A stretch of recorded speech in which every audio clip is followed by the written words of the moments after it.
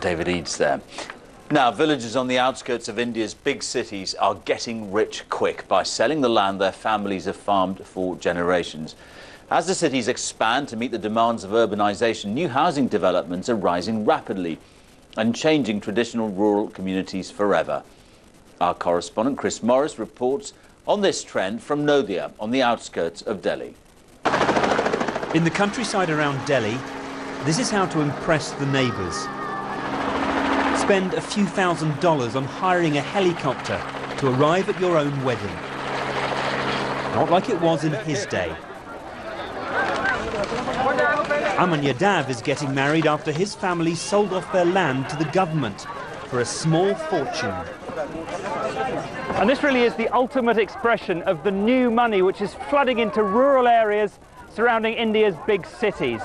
People are desperate to get their hands on land, and if you've got it, then you can make it big.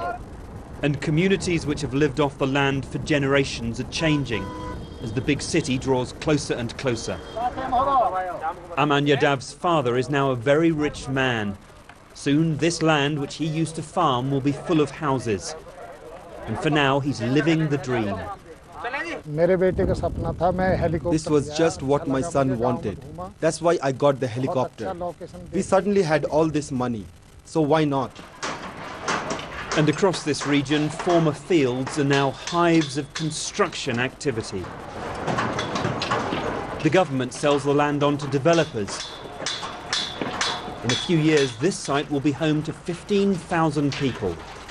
Environmentally friendly buildings for Delhi commuters, showcasing the new India. Where you and we stand today, it was 10 years back, there was nothing over here. As the demand goes and more projects come by and they're sold, obviously I think we're going to expand further. There is no other way. I think expansion is going to be big time in all around Delhi. So all put together, the demand has been phenomenal.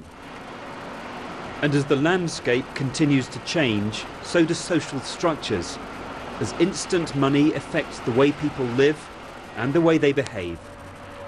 You don't turn the people urban overnight. They still remain within village customs and traditions. At the same time, you have urbanization which undermines much of the way they've been living in the past.